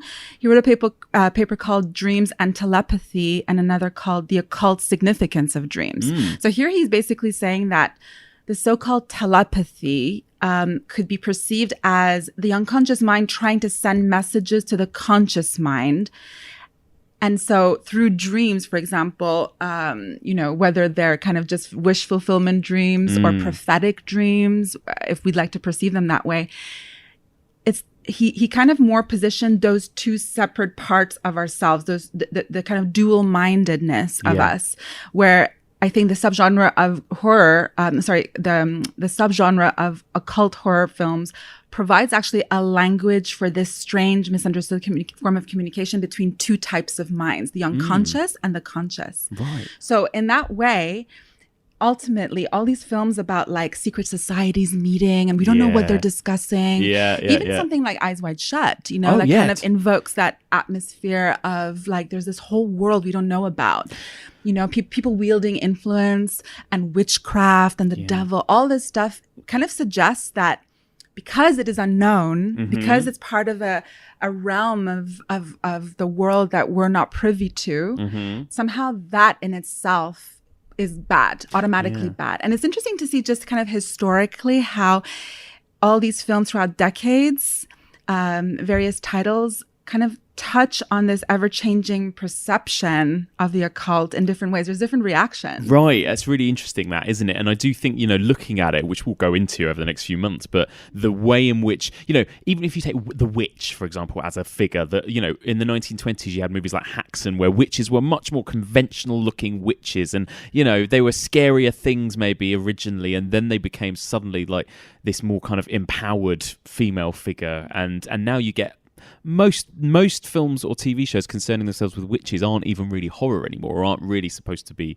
You're not supposed to be scared of the witch. And I think it's the same with sort of occultism and even Satanism now as well. It's become this kind of, it's been almost reclaimed in some way or something, hasn't it? And people take, and equally, I suppose, the perception of the church and the way that sort of reputation has changed. And yeah, they've kind of gone in opposite directions over the last sort of 100 years.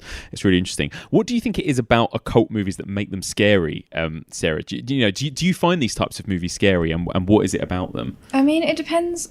I mean, as Mary says, they have changed over the years, and I think that just over the years, we just find women less scary. Yeah. So that's partly why they've become they're almost kind of comfort watchers. Some of them, some of the ones on your list. Especially if you're a woman, like watching The Love Witch, watching the Witch, even watching The Craft is just kind of like an empowering, comforting experience. And I think maybe when you talk about kind of werewolf movies or vampire movies or anything, when you take away the horror element, the film disappears. Yeah. But when you take away the horror element from an occult movie, it's still a scary film. That's I suppose, interesting. because and there's still kind of you wonder if there is an occult presence, or if it's The Exorcist. Is she just a teenager? Yeah. Is the Love Witch, is she a witch or is she just a murderess? Yeah. It's all so of those. True. Rosemary's Baby, even, really, other than the fact that she says, what have you done to its eyes? At the end, we don't see its eyes. There's an argument to. Yeah, exactly. Yeah. It's a gaslighting movie. Exactly. Hell is other people. Hell is other people. Exactly. Yeah. Terrifying. What about you, Mary? I mean, we talked about how zombie movies kind of tapped into a fear of, I don't know, decay of the human body, or of society crumbling, or whatever. Is there anything particularly about these types of movies that really taps into our sort of fears and phobias? Yeah, I think so. I think the best conceptual idea that is in Freud is actually a term called the narcissism of small differences. This is actually a thesis that communities with adjoining territories and close relationships are likely to engage in feuds and almost kind of like suspicious behavior against each other because of a hypersensitivity to details of differentiation. In other words, actually, they're not that different at all. Within a community, they're probably, it's very homogenous probably. Yeah. But people will look to draw up kind of conflict, but focus on very minor details which then leads to othering. This term was actually, it was coined by Freud in 1917. It's actually based on the earlier work of the British anthropologist Ernest Crawley, who declared that each individual is separated from others by a taboo of personal isolation, a narcissism of minor differences. Freud talked about this in his paper, Civilization and Its Discontent. And that paper is ultimately about how we build societies to prevent people from feeling isolated or alone or, feeling like they don't belong, and to kind of cure loneliness and depression, that sadness that we feel when we're lonely. But the paradox is that oftentimes the standards that we set in society become so unattainable and in the end alienating that actually creates neurosis. Right, yeah. And so a lot of the way that people come together in society becomes illegitimate and people become upset. So it's a real paradox. And so I think the occult thing, it's really interesting because there's, when I was watching films like The Devil Rides Out, what a film. What a film. Yeah. To me, that kind of serves as some kind of like, almost like a warning signal, like a public service announcement, like a PSA film. Yeah. Watch out for these like weird communities. What are they up to? And those films kind of contain a certain level of moralism and contained in them, Agreed. And I think that ultimately, when what they're really doing, they're projecting their own fears about very mundane, ordinary problems within society, but it's easier to displace that and project it onto this kind of made up fantasy of a cult and people worshiping devils and stuff. Yeah. And that then becomes the function of how we ought to really be criticizing our own society. Right. We're just putting it out there and we're saying, look at those people, they're worshiping the devil, you know? Yeah. Do you think there's a connection, Sarah, between, you know, there was a rush of films like this happening through the 60s and 70s, like we said, The Devil Rides Out and The Exorcist and Rosemary's Baby and The Omen and all these other movies happening at the same time as this kind of hippie movement and sexual liberation and the pill and all of these other things going on? I mean, is there a connection there, would you say? Definitely. I don't think it's there's a lot of genres that were kind of a response to that, like the lesbian vampire genre and all that kind of thing. Of course, yeah. I think, witchcraft initially, I think all of those tropes, they partly emerged just because of fears of what women were doing when you can't see them. Yeah. So all, you know, like spell books are just sort of a translation of like cookbooks or, you know, like potions, that kind of thing. Women used to write down recipes, you know, diaries, that kind of thing. Yeah. Love spells, like beauty treatments, all of that kind of thing. It's all just from this massive fear of what women are doing that they're keeping secret. Right. Yeah. And I think I think that it's interesting because that hippie movement, it's one of those movements that on the face of it was really liberating for women but kind of put them in another sort of prison. So there's kind of there's like an ambiguousness there, definitely, of women, you know, being able to kind of have sex whenever they wanted, but then much more likely to be like dumped and left with babies and you know than they were when they were kind of held in this rigorous prison of, you know, conformity. Are you kind of spiritual people? You said you know about star signs, tarot. You know how much? You know, I've got some friends that are like would still to be too scared to ever do a Ouija board and that kind of thing. What are your sort of opinions on stuff like that? I would love to do a Ouija board, but no one wants to do it in their own house. I know, it's so funny. There's still a little bit of lingering superstition in everyone where they're like, oh, don't do that in my house, sort of thing, which is really interesting. I'm sorry, guys, I know you work here, but I would do it at the BFI. Oh yeah, let's do it here. Yeah. Let's do it right here. That'd be so good. I think that's a good idea for this series of episodes. I'm going to do a live stream, a seance or a Ouija board or something. That would be amazing. Yeah. So, are you just interested in that kind of side of things, just generally in life? Would you say? Yeah. I think, again, it kind of comes from just we're both like 90s raised girls, and that's just a big part. I think it's a part of girl culture. I know I'm continuously talking about women in this podcast, but that's just my thing.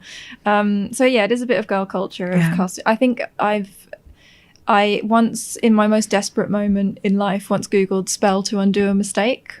So it's like kind of just more of it's like a wishful thinking thing. I don't know how much you kind of believe in it, but I think like ritual and that kind of thing is important in people's lives, just to make them feel like they are doing something or they do have some power when they feel really powerless. Yeah, absolutely. It focuses the mind. Yeah.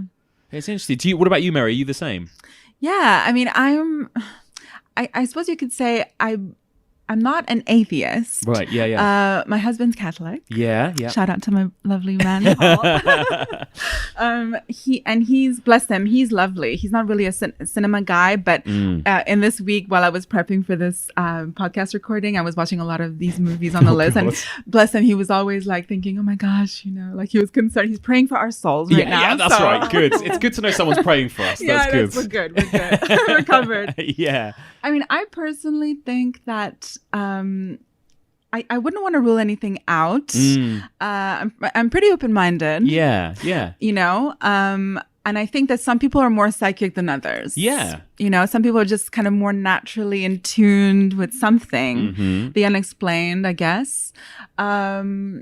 I rewatched recently David Cronenberg's film A Dangerous Method. Oh, right. Yeah, of course. And, you know, Freud and Jung, there's a great scene where they actually kind of like air out their differences on this topic because Jung is the real spiritualist and he wants psychoanalysis to go in that direction because he says that this is the type of discourse that will transcend, you know, all our problems. We have to reach for that higher plane of consciousness. Yeah. And Freud is like, he's more the realist. Like, he's like, no, let's not do this. There's a lot of enemies we've got out there and they're trying to disparage us, but let's not give them rope to hang us with. Yeah. And he thinks this is all too risky. But nevertheless, having said that, he still maintains a kind of level of interest in the topic. He's fascinated by things he can't explain. Yeah. Hence why he's drawn to the ideas of the unconscious. Yeah. So I guess I'm more siding with Freud in that, like I'd like to believe, I want to believe. Yeah.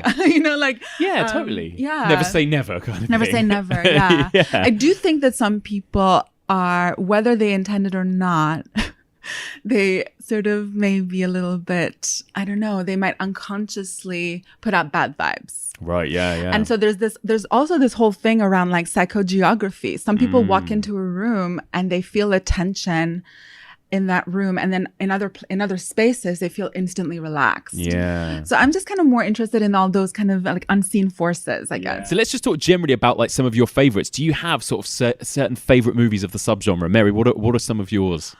Well, my all-time favorite horror movie is Rosemary's Baby. Oh, So that's why I yeah. love this subgenre so much. But I also really love, I love Ken Russell's The Devils because it's just so over the top and it's so shocking. And it's a pure kind of like hysteria moment.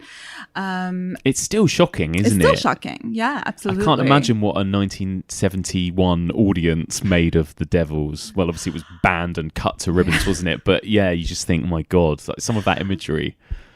Yeah, it's so iconic. And I've got to say, I've got two favorites currently. House of the Devil. Right, yeah. So that's the one with that kind of babysitter, Yeah. right? Yeah. And have you seen that one, Sarah? I've seen it. I actually rewatched it yesterday. Oh, did you? Yeah. Yeah, the sort of Ty West movie, isn't it? And it's kind of it's made it's sort of made to look a bit like a sort of 70s movie, Yeah. isn't it? Yeah, yeah. What I love about that is that we know that the film is something to do with the devil, Yeah. but the amount of suspense they employ for the amount of this movie throughout most of it, It's really well paced. it's really well paced. And so it actually creates that kind of cinematic space where the texture on the surface seems benign enough. Yeah. But because there's the use of the tension and the suspense, we are imagining so much and we're Yeah. filling that gap with our own most horrific images. Yeah. And I just love that. Yes. It's very, very effective as a horror movie. It did actually scare me. Yeah, me too. But also The Devil's Candy. Oh God. Oh my This God. movie scared me as well. Actually, Yeah. I wasn't expecting it. Have you seen that, Sarah? seen Yeah, that. it's quite. What is it It's about? quite dark, isn't It's it? so dark. Yeah.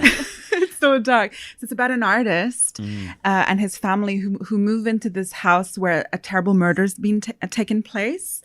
And the guy who committed the murder believes that he's guided by the devil, He, on the surface, he could just be mentally ill. Like, we don't really know what's going on. Yeah. But what I love about it is that the devil is never really visually sort of seen in the film. There's no physical embodiment. It's much more a kind of incessant, like intrusive thought. Yeah. But also something that governs and motivates the actions ultimately then of the artist as well. And so the artist feels compelled, now that he's moved into this like terrible space, he feels compelled to produce really horrific images, like nightmarish images involving children. I won't reveal the ending, but I have to say it's one of the most badass endings I've ever seen, and it's really cool. Okay, that's what I'll be watching. Really good, really good. Sarah, what about you? Any favourites in the subgenre? I mean, I love so many. I love Rosemary's Baby as well. Right, Of yeah, course. I mean, let me ask you both about Rosemary's Baby. I think it's probably the film that the most amount of guests have said is their favourite horror film. And why is that? Like, what is it about that movie? I mean, for me, everything about it is so perfect, and the more you learn about it, the more you love it. And it's just wonderful. one of those kind of cases. And we obviously, I think everyone talks about it a lot, just in terms of Roman Polanski and whether you should like it, and all that kind of thing. And I just, I think that it's just one of those films where you can see so much of what everyone has done to bring it together. Exactly. And it's Mia Farrow's performance. It's the fact that Frank Sinatra served her with divorce papers on set because she wouldn't quit that movie and do his movie. It's just kind of all of these sort of things coming together, and it is a little bit Polanski in the mythology of him and the scariness of him.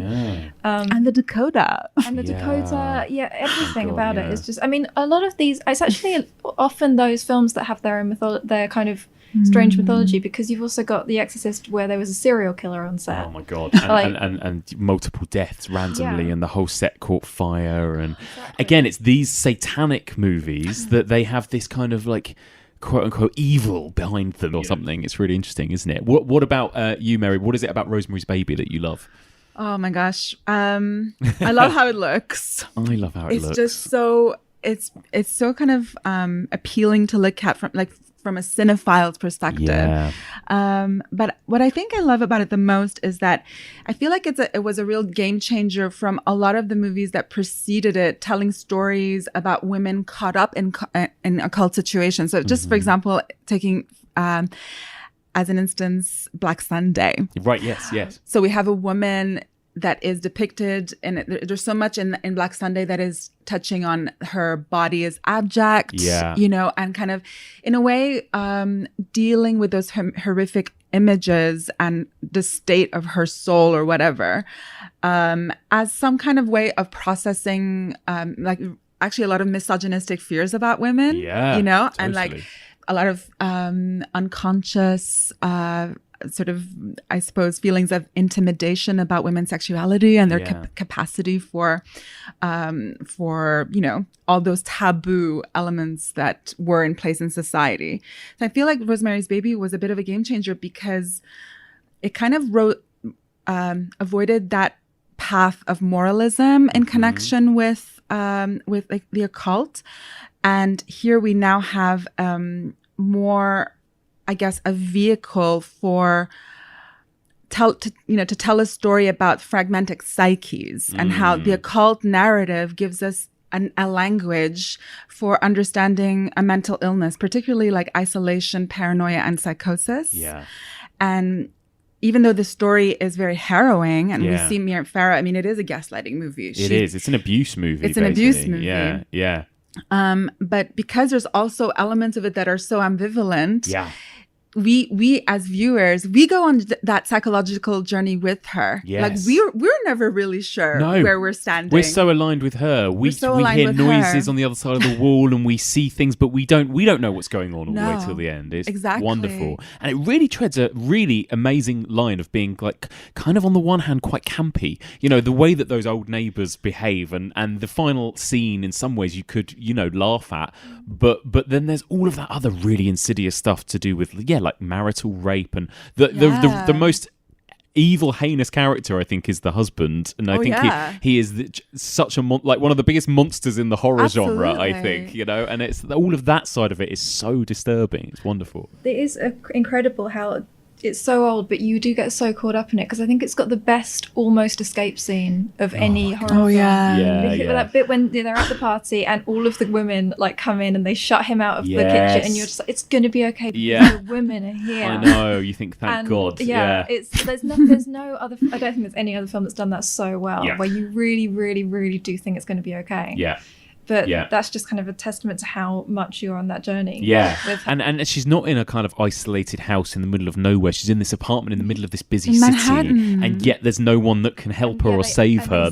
They still find her in the streets of Manhattan. No one can be trusted. Like everyone is a bit compromised. And so that's why for me, like, that's so interesting to kind of have these this new wave, I guess, of films that take us on a subjective journey with the character, as opposed to just kind of like at a distance judge and point and say, look, there's the evil over there. Exactly. Now we're actually on a subjective, personal, experiential journey with the character, and that's even more terrifying. Totally. And I think you're right, and Rosemary's Baby was probably one of the first ones to kind of bring all of that old style occultism and Satanism into the modern day. It's very much set in 1968 Manhattan, isn't it? Whereas, like you say, previously movies like Black Sunday and The Devil Rides Out, and they're much more kind of old-fashioned, aren't they? This kind of brought it into the modern day so cleverly.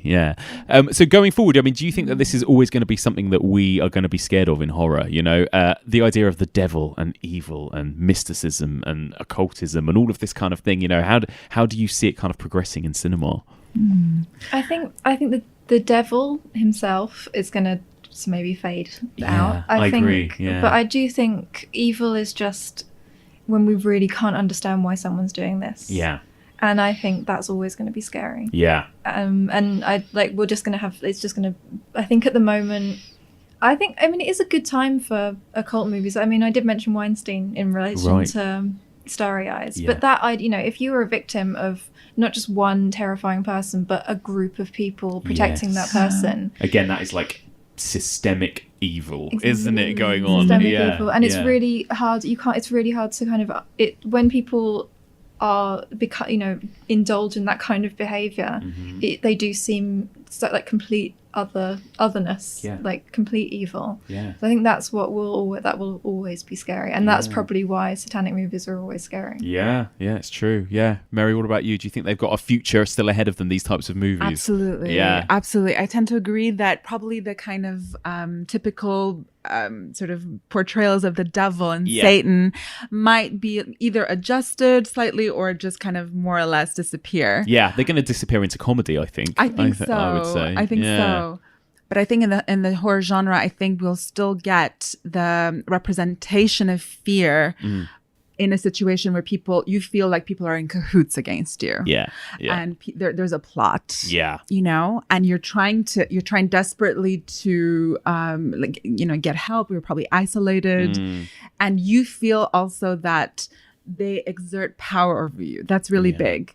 That you're no longer in control of your own free will, your own thinking. Any kind of psychological film where one's own kind of like autonomous faculties are kind of eroded, and we don't trust ourselves anymore.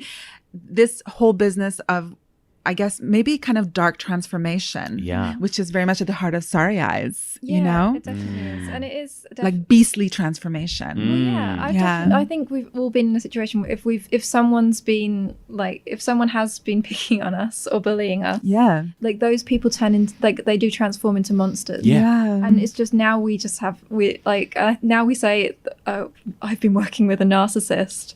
Like 200 years ago, we'll say that person's a witch. It's so true. Same thing, but when you are scared of someone, they do transform into something that's horrifying. And actually, just briefly, we should talk about witches as well, because it's all linked. And like you said, the devil is probably a monster that's gonna sort of fade away, I think, from the horror genre. But I reckon the witch as a figure has still got a lot of power and a lot of potential, right? You can do so much with witches in movies.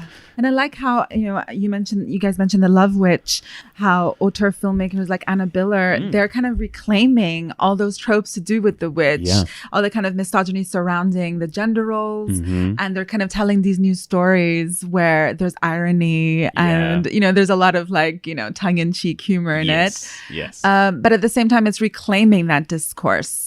And in the end, she is an auteur filmmaker, actually manifested her vision through a very ritualistic style of filmmaking, but being very much in control of everything, every aspect of that film. And that's witchcraft to me. Like that is witchcraft. That's kind of like this kind of sense of determination and focusing the mind, and kind of like casting spells in the sense of like bonding with people, maybe in ways that aren't easily, sort of seen, like certain forces of within collaborations, where people feel like on the same level. Like I feel like that with Sarah. I feel like we're on the same wavelength. I would call this a coven. It's a coven of two. Love it. And sometimes spooky stuff happen when we're recording our podcast. Like we come up with the same ideas, or we end up programming the same films for our discussions. Like we're so much on the same wavelength. That's amazing. That's great. That's the thing. If you're looking at anything through psychoanalysis, stuff like that happens. That's cool. Because in psychoanalysis, like everything's equal, everything's the same.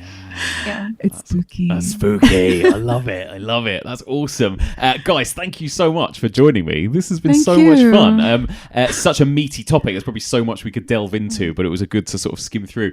Sarah, I've got to ask you, because I ask all of my new guests this. What's your favourite horror film? Oh my God, I knew you were going to ask me, and I still am having trouble. I know, it's difficult. It's an impossible question, really. I don't know why I bother asking it, but... I know this is not necessarily a popular one. It might be Antichrist. Oh, interesting. It's popular with me. It's right, Now I can see why you two are meant to be. This is it. We're Lars heads. I know. Which is almost a witch film, actually. Right. I was really going back and forth about Antichrist and whether or not that should be covered. But there's so much other stuff going on in that, isn't there? Well, yeah, I think you maybe, I don't know, there's so... It feels very psychological. Yeah, or body horror. Exactly, it is. But it is, yeah, you're right. There is a witchy element to that. What is it about that movie that you love? It's just one of those ones that I just come back to it all the time. I watch it all the time. It is quite comforting for me. I find Lars von Trier films really comforting. Yeah. Just because they do often have a woman in like surviving an ordeal, and if you're surviving an ordeal, then it's nice to be along with them. That's interesting. Yeah. But there is just so much to it. It's just one of those films that has, it has like whole books written about it. Yeah. It's got so much in it. And as a researcher, I like someone else doing research as well. And then it's my date movie. I love this. Your date movie. Yeah. That is brilliant. We talked before recording this. You guys were thinking of suggesting The Neon Demon as a movie that belongs in this subgenre, which is a really interesting perspective. I didn't actually think about that. This is where we differ, because I've seen this movie once and I hated it. But maybe I should give it another go. What is it about the movie that you guys love so much? I mean, I'm the same. I saw it once. I actually loved it, but I saw it once and thought it was bad. Yeah. And I really am a big defender of the trashy. Yeah, fair enough. I have a whole film club where we show trashy films, and so I liked it for that reason. I liked it for its shallowness, for its sort of trashy aesthetics. And then I watched it a couple more times, and I realized no, it's not. It's not bad at all. It's a perfect film. Right. Okay. Interesting. So maybe it does take a few more watches, and it's a coven film. Yeah. That's true. Yeah. That's true. It's got all that kind of witch symbolism, all those triangles, all that kind of thing. Yeah. And then we also, I think when I went to see it, I already had in mind that we were going to do fashion in film. I knew that there was something with fashion and death, because The Eyes of Laura Mars, Blood and Black Lace, and I was just like, yes, someone's made another fashion and death film. But also, like, in addition to all of that, I think just the beauty industry is very glamorizing in the sense that it casts spells, right? Right. It does. Yeah. Like the whole fashion and glamour industry. There is something in that ritual that is quite bewitching, and I mean, I'm someone who I'm completely hooked and addicted to makeup tutorials on YouTube. Right. Yeah, I watch so many of them, and there's something about watching a face transform right before your eyes. And all the different steps involved, and the kind of then comparing the before and after, just that kind of magical, almost like, I guess, makeover or transformation. There's something quite kind of, it taps into a part of our psyche that is fascinated by that kind of thing. Totally. How many times in cinema have we all loved a makeover montage of some kind? It's in countless films and countless genres. It's so true, isn't it? Yeah. I'll have to give it another go. Nicholas Winding Refn, for me, sometimes I love his stuff and sometimes I find it so eye-rollingly pretentious. I'm like, ugh. But I'll have to give it another go at some point, definitely. Yeah. And vomiting eyeballs. Come on. It's so true. But what about that random moment with the Panther and Keanu Reeves in the motel room? What's going on there? I mean, come on. But also, why wouldn't you have Keanu Reeves in the Panther? No, okay, fine. If you had a limitless budget, could I have Keanu Reeves in the Panther? Yeah, okay, fair enough. It's a fever dream. Fair enough. It's a fever dream. Okay, amazing. Guys, just tell me, what have you guys got coming up on your podcast next? Well, we've got you.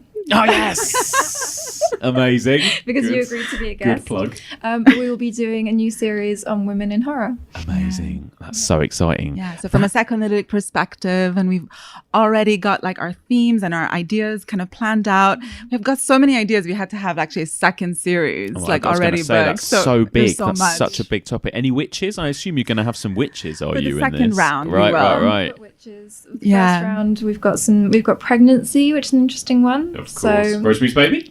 actually know. Not this Oh, well, again, time. there's so many, I I suppose, isn't there? know. Yeah. Yeah. Oh, that's so exciting. I can't wait to And we've got listen. detective as Yeah. well. So we will be talking more about that idea Nice. of the investigator. Very cool. Yeah. Amazing. Whereabouts can people find your podcast? What's it called and where is it found? It's called Projections Podcast. Yeah. We're on iTunes, we're on Spotify, we're on Acast. I think we're going to get stuff on YouTube soon. Yeah. So just anywhere. And then we're projectionspodcast.com. We're Projections Podcast on Instagram. We're Projections Pod on Twitter. Absolutely. Come Love find it. us on Facebook. Come find you on Facebook. Yeah, exactly. And Mary, what about you? Anything else going on sort of for you in terms of like lectures or courses or anything like that you're doing? Yeah, so the Freud Museum is actually celebrating the 100-year anniversary of the Uncanny paper this year. Awesome. And we're having a big exhibition planned in the fall. I'm teaching a day course as part of the program on the Uncanny in films. There's a lot to go through there. God, yeah. And then later on, I'll be also teaching a day course on David Lynch. Oh my God. Yeah. So yeah, exciting. Oh my God, so exciting. Guys, thank you so much for joining me. Thank you so much.